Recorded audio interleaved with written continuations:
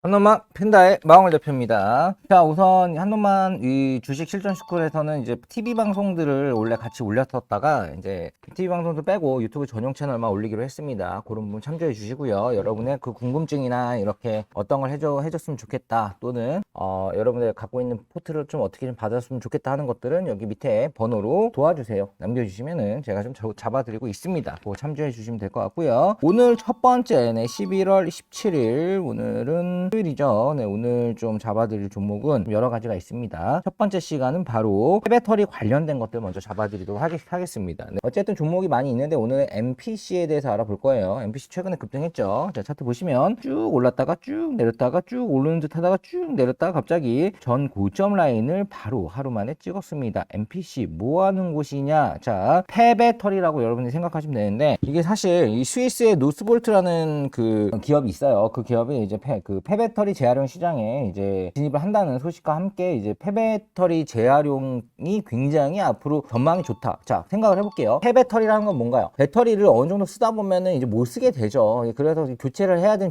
교체 주기가 언제나 있습니다. 우리가 핸드폰을 생각하면 되는데, 핸드폰도 충전이 처음에는 해놓으면 오랫동안 쓰다가 나중에는 조금씩 못 쓰다가 나중에는 또 충전이 안 되죠. 네, 그렇게 어느 정도 이렇게 연소가 되면서 이렇게 쓰지 못하는 폐 배터리로 가는 게 어찌 보면 배터리예요. 영구 배터리는 아직까지 없습니다. 반영구라고만 말을 하죠. 하지만 반영구도 이제 쓰다 보면은 계속 이제 용량 자체가 줄어들고 이제 그거에 대해 효율성이 떨어지면서 폐 배터리로 가는데요. 지금 이 폐 배터리 시장이 굉장히 커지는 건 뭐 때문일까요? 바로 전기차 때문입니다. 전기차에는 전기차가 많이 6천만 원이다 하면은 거기에서 3천만 원 이상이 배터리가 들어갑니다. 테슬라 같은 것도 딱 타면은 배터리가 어디 있을 것 같아요? 트렁크에 있을까요? 옆에 좀 붙어 있을까요?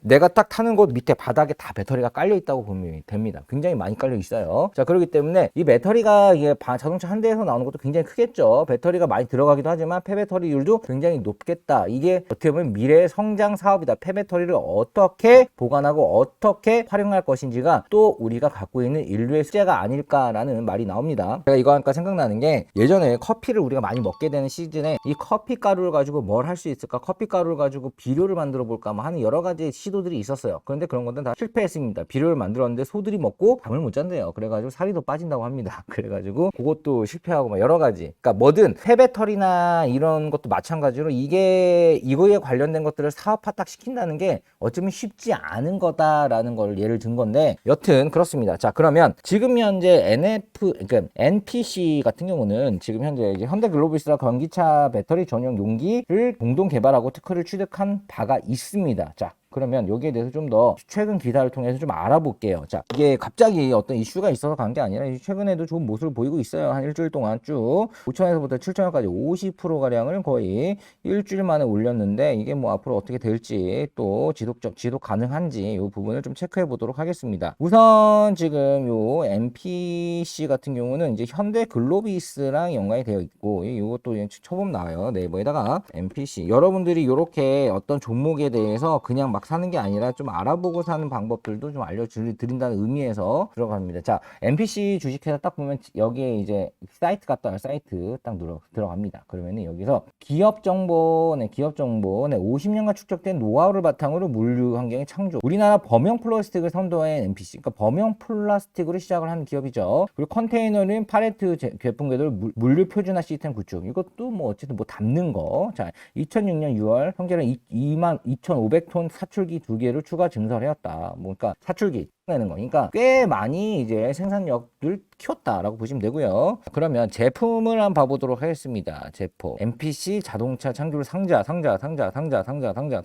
뭐 다 딱 봐도 상자죠. 네, 자, 뭐야 이거, 뭐 상자 컨테이너 파레트 이것도 상자 같은 거죠. 제어 데스크 쭈쭈쭈쭈쭈, 이거 뭐 우리가 많이 보던 편의점 앞에 있는 거예요. 그리고 환경 제품, 네, 거점 뭐 그냥 환경 제품들 쭉 있고, 그리고 원보드, 이거 뭐야? 네, 자, 원보드는 이제 합판 대체형 플라스틱 거푸집 원보드인데, 이것도 뭐 건설할 때 많이 쓰면은 반응 영구적 수명과 뭐 환경 적응성과 뭐 이런 것들이 들어간다고 합니다. 네, 그리고 알루미늄 파레트, 이것도 뭐 많이 봤죠. 그러니까 공사장 가거나 이제 물류 하는데 이제 배 많은데 가면은 이런 것들 많이 있다라고 보시면 되는데, 이렇게 이런 제품들을 팔아서 돈을 버는구나 라고 1차적으로 체크를 하고요. 뉴스들을 봐보도록 하겠습니다. 자, 스웨덴 배터리 기능 노스보트가 폐배터리 사용 시장에 도전장을 내밀어서, 뭐 제가 방금 말했죠, 관련된 폐배터리 관련 특허를 취득한 폐배터리를 이제 보관을 하는 거예요. 네, 그런 건데 이게 뭐 올랐다. 이번 시제품은 스웨덴 베르로스에 위치한 루스볼트 랩스에서 만들어졌지만 루스볼트 향후 정식 배터리 재활용 공장을 짓고 연간 12만 5천 톤 규모의 배터리 원료를 재활용한다는 계획이다. 그러니까 재활용하기 위해서는 담아야 되고요. 담고 나서 뭐 체크하는 건데 이 담는 부분에 대한 것도 그냥 막 담으면 안 된다. 그러니까 우리가 쓰레기 같은 경우에 이제 배터리 이게 우리가 1차 전지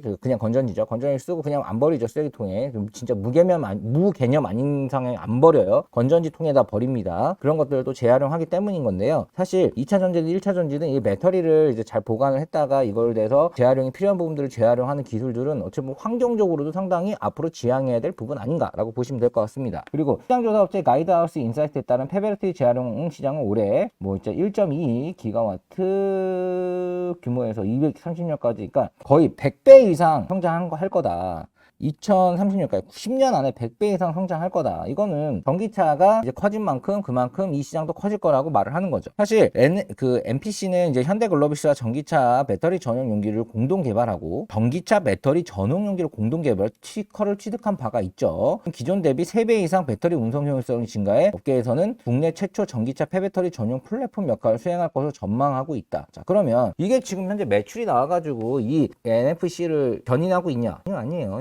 지금 현재 이걸로 지금 매출을 견인하는 건 아닙니다. 네, 아니지만 미래에 대한 성장성적인 부분들 특허를 취득하고 그리고 또 네트워크 그러니까 현대 글로비스랑 하면은 이게 어찌됐든 현대차랑 연결해가지고 하는 거 아니냐 이거에 대한 기대심 이런 것들이 지금 NFT를 지금 현재 끌고 올라가는 건데 이 폐배터리 관련주가 계속 갈 수 있으려는가 이게 지금 현재 지금 그럼 재물을 한번 봐볼게요. 이 기업이 현재 요 기업만 놓고 딱 봤을 때 괜찮은가 그걸 한번 봐볼 필요 있습니다. 네, 그러면은 이게 NFT 딱 찍고 들어가서요. 자, 재무. 자, 종합정보. 쭉 여기 재무 나오죠. 재무를 봐봤는데, 이게 지금 시가총액이 2,700억인데요. 연매출과 영업이익을 봐봤을 때, 2019년도도 한 200억 정도, 2020년도에 또 200억 정도 넘었고요. 올해도 분기 실적이 좋을 걸로 예상이 됩니다. 분기 실적을 쭉 더해보니까 좀 작년 대비해서도 한 30% 이상 상승할 것 같긴 한데, 자, 그렇게 봤을 때, 이 지금 NFC는 지금 현재 올랐지만도 저평가다. 거의 멀티플이 10배 정도밖에 안 되기 때문에 올랐지만 저평가다. 괜찮네? 라고 우선 1차적으로 재무적으로 볼 수 있을 것 같아요. 관련 뉴스 공시를 한번 봐보도록 하겠습니다. 자, 메타버스 대장된 NFC 급등도? 메타버스? 이게 왜? 자, 봐볼게요. 자, 메타버스 관련주다. 메타버스 플랫폼 기업에 투자한 NFC가 주가가 급등했다.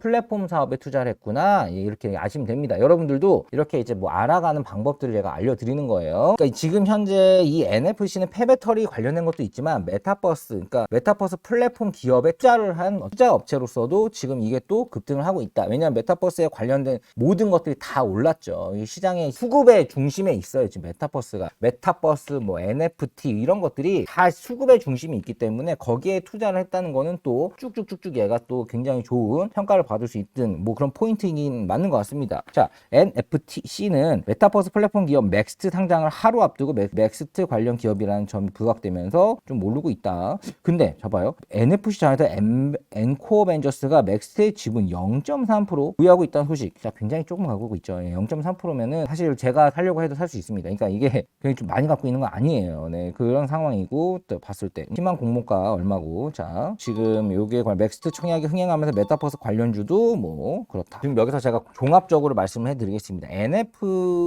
NPC는 지금 현재 이 재무나 이런 것들은 상당히 좋다라고 보이고요. 그리고 거기에 대해서 얘가 앞으로 성장 가능성은 지금 성장 가능성적인 사업에 실질적으로 수입이 나오는 건 아니에요. 하지만 거기에 대한 수급이 좀 올라가 있다라고 보시면 될 것 같고요. 그리고 맥스트의 지분 0.3%입니다. 높지가 않아요. 높지가 않지만 이게 상장을 하게 되면은 뭐 어찌됐든 여기에 대해서 또 올라가게 되면 거기에 대한 수급이 조금 들어올 수 있지만 많이 들어올 것 같지는 않습니다. 절대 많이 들어오진 않을 거예요. 메타버스 기업 맥스트에 투자했다고 해가지고 그걸로 인해서 수혜를 엄청나게 받을 것 같진 않다는 게 저의 1차적인 생각이고 폐배터리 관련된 걸로 봤을 때 얘가 얼마나 더 갈 수 있을지 그거는 실질적인 매출이 나오거나 그런 부분에 계약이 더 체결되거나 하는 부분이 나왔을 때 더 갈 거라는 생각이 듭니다. 하지만 얘가 기본적으로 갖고 있는 장점 자체가 재무 구조가 굉장히 튼튼하다.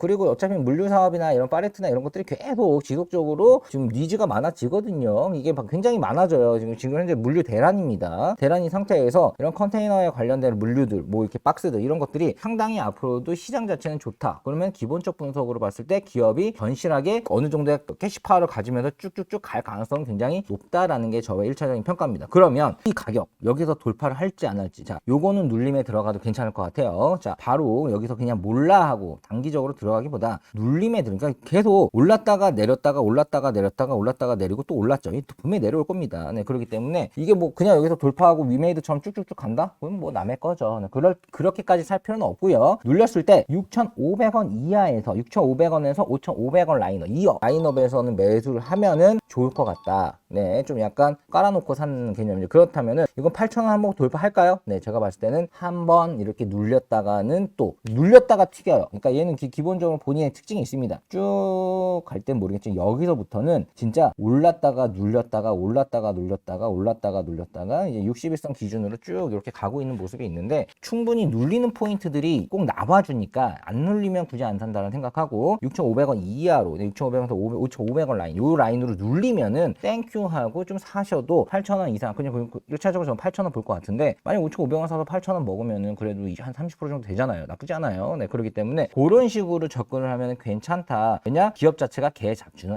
아니다라는 게 저의 포인트고요. 그리고 얘가 갖고 있는 메타버스 기업에 투자한 거는 그걸로 인해서 얘가 갈 거다. 그거는 약간 좀 약간 오버인 것 같고, 하지만 폐배터리 관련해 가지고 뭔가 매출이 나기 시작하거나 거기에 대한 추가 특허 획득이라든지, 그리고 현대글로비스랑 또 어떤 것들을 하는 그런 내용들이 나오면은 거기에 대해서는 약간 대장주가 될 수 있을 것 같다라는 생각이 들고, 폐배터리 관련된 것들은 보관 용기부터 뭐 여러 가지가 있겠죠. 보관을 하고 추출하는 방법들, 그리고 그걸 가지고 진짜로 만드는 과정들, 이런 여러 가지가 있겠지만 거기서 하나는 꼭 얘가 할 거다. 네, 용기적인 부분들. 그리고 그걸 봐봐요. 보면 엄청 잘 그냥 막 대충 보면 뭐 봉자리에 싸놓을까요? 아니에요. 거기에 맞춘 용기가 있어야 됩니다. 그런 부분들부터 해가지고 얘네가 앞으로 굉장히 시장 경쟁력을 가져갈 수 있는 폐배터리 관련된 특허나 네트워크는 분명히 있다라는 걸로 여러분이 꼭 생각해 주시고, NFC는 여러분이 광신 종목으로 놔두고 6,500원 이하로 내려오면은 좀 매수해봐도 나쁘지 않을 것 같다는 게 저희 생각이고요. NFC에 대한 좀 더 디테일하고 깊은 정보를 받고 싶으신 분, 또 궁금하신 분들은 밑에 있는 문자로 남겨주시기 바랍니다. 여기까지